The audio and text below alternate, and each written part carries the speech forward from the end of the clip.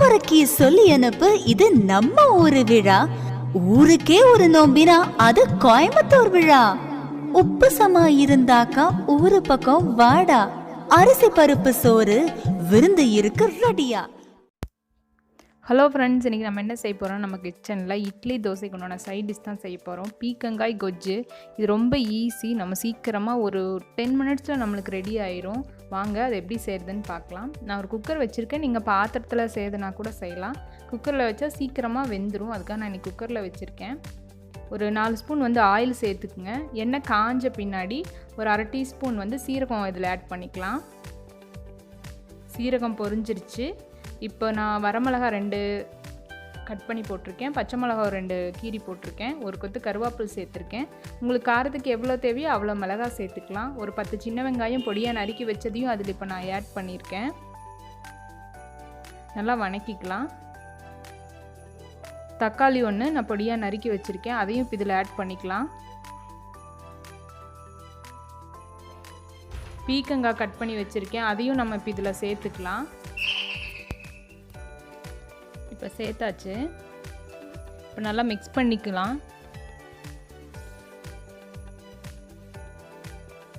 இதுக்கு நம்ம நிறைய தண்ணி விடக்கூடாது. சும்மா அரை டம்ளர் தண்ணி விட்டால் போதும்.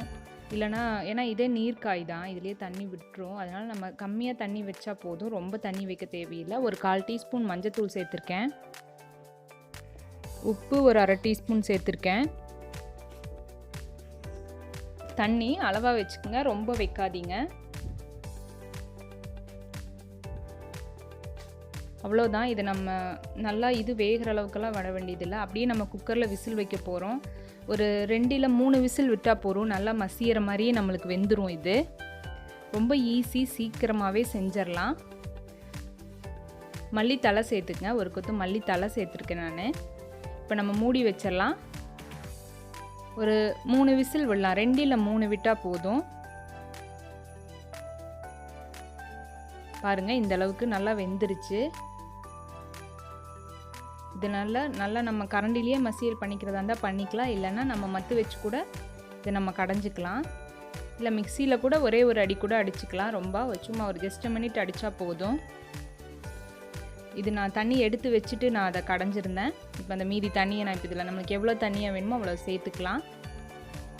நான் தண்ணியை வடித்து தான் நான் கடைஞ்சேன். அதனால் இப்போ மறுபடியும் ஒரு கொதி வச்சுக்கலாம்.